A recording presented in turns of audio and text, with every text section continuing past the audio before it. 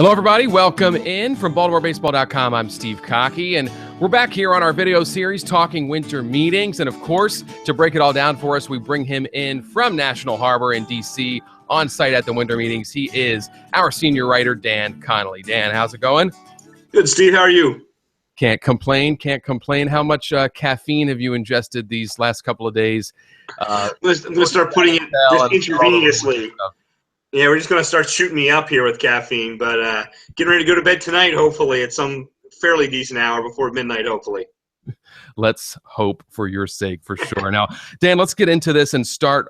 Figure we'll start with Mark Trumbo. His name has been out there quite a bit these first couple of days at the meetings.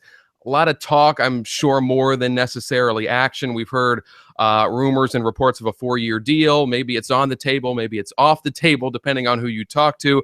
What's your sense of this Mark Trumbo market right now and how serious the Orioles are on potentially bringing him back to the orange and black?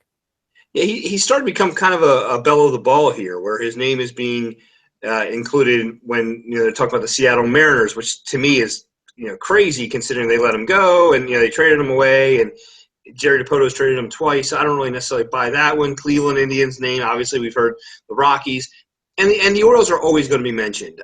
They are interested. They have made offers. I believe the 4-year offer has been made. I don't know for what exactly we're talking about money-wise. I don't think it's the $60 million or so that people expect him to end up getting if he gets a 4-year deal. I do believe that it's less than the 70, 80 that he's been rumored of people being interested or him wanting, and maybe like a $40 million deal or $45 million. I think it's somewhere in the middle there. 4 years, $60 million or something will probably be what Mark Trumbo ends up with somewhere, is my guess. Nelson Cruz a couple years ago got a 4-year, $57 million deal. Trumbo's a little younger. It's a couple years later. I would think that 460 in that range is probably about right. But we'll see where it goes. But the Orioles are definitely interested. I don't know, if they're going to continue to have negotiations. They are talking. They have been talking for several weeks with his agent. But his agent's been talking to a bunch of people. So we'll see how that all plays out. Dan, the dichotomy of kind of trade versus free agency and what route the Orioles go, specifically looking at right field, has been talked about quite a bit. Specifically today, you wrote about it for us on BaltimoreBaseball.com. And it seems that the sense is that some of these free agents, especially some of the platoon outfield types, may be more expensive than Dan Duquette had anticipated. And for that reason, maybe he has to go the trade route and deal from a surplus like the bullpen to get a potential right field, left-hand bat, leadoff type hitter. Is that the sense that you're getting from sort of reading between the lines on what you've heard and gleaned so far?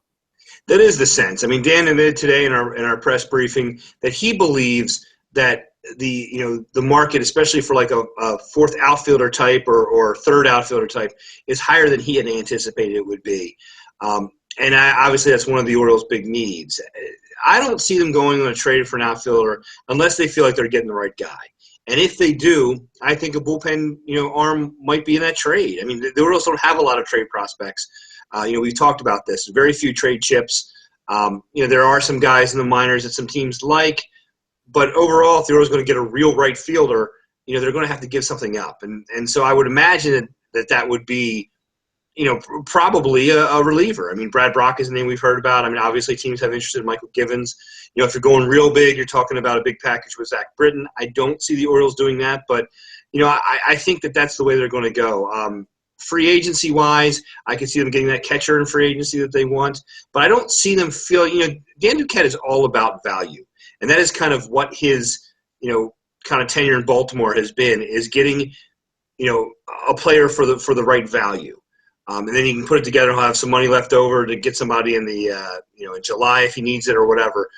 And I don't think he feels like there's value out there right now for those outfielders. And so because of that, my guess is at some point he's going to end up making some type of trade. Speaking of trades, Dan, good segue, and speaking of trade chips potentially in the bullpen, there'd be no bigger trade chip that the Orioles would have, other than Manny Machado, of course, probably, than Zach Britton. There's been some talk, and you wrote about it for us again today at BaltimoreBaseball.com, Should the Orioles go ahead? You've got 2 years of control left on Britton. Should they bite the bullet now, look a little forward to after 2018, get a package of prospects back for Britton, especially as this relief market is just soaring and taking off in such a huge way? I just saw a report of a potential $92 million offer for Aroldis Chapman. We saw Mark Melancon get 4 years and over $60 million. So I'll ask this one to you in two parts. Number one, in your opinion, do you think the Orioles should be looking to shop Zach Britton and get some future pieces back? And number two, do you think there's any chance of that actually happening? To answer the first question first, yes, I think that they should. I think they should look at the possibilities. You can't say no to an offer that's not on the table. And so, you have to see what he could get, in my opinion. Zach has been tremendous for the Orioles, and he's one of the best relief pitchers, if not the best relief pitcher in baseball. As you mentioned, Chapman looks like he's going to absolutely break the bank. And, $62 million in 4 years for Melancon is a record for a closer, for a relief pitcher. So just imagine what the Orioles could get. They would get like a Craig Kimbrell kind of package if they traded Zach Britton. And there's a lot of holes on this Orioles team, and there's not a lot of depth on this Orioles team. So if you feel that Brad Brock and Darren O'Day and Michael Givens can be that 7, 8, 9, bridge for you, then maybe you do trade Zach Britton. All of that said, I don't see it happening. I think that the Orioles are a team that is trying to be in tune to their fan base. And I think this would be one of those moves that I think would, for the most part, be looked at negatively. I think that they feel like they're competing in 2017 and competing in 2018, and Zach's a big part of that. So all that combined, I don't think they'll do it, Steve, but I think they should look at it. Certainly makes sense, Dan. And before we let you go, we've got to touch on the big move, not from the Orioles, of course, but in the division today. Chris Sale from the White Sox, he's changing Sox from the White Sox to the Red Sox. Obviously one of the best left-handed pitchers in all of baseball. Huge move to a division rival, and something that the Orioles, I'm sure they would like to counter it if they could. Do you see the Orioles trying to make some kind of a move to counter something like this, or are their hands pretty much tied with their budget restraints and the fact that they really don't have a very deep farm system to deal from? Well, I think they don't have a deep farm system to deal from. So in that matter, I don't think that they could go out and trade for a guy like Chris Sale. Could they sign a top guy, an Edwin Encarnacion or a Dexter Flowers,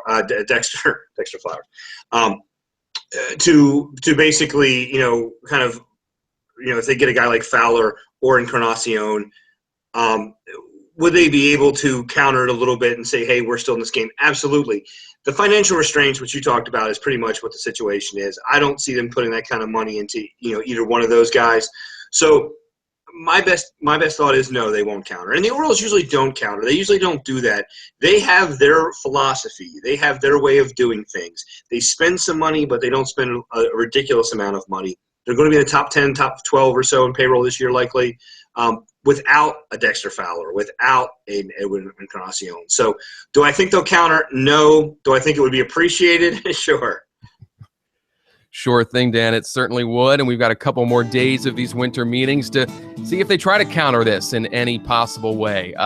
For Dan Connolly, I'm Steve Cockey. We'll try to check in with you in the next couple of days here from the winter meetings. So long.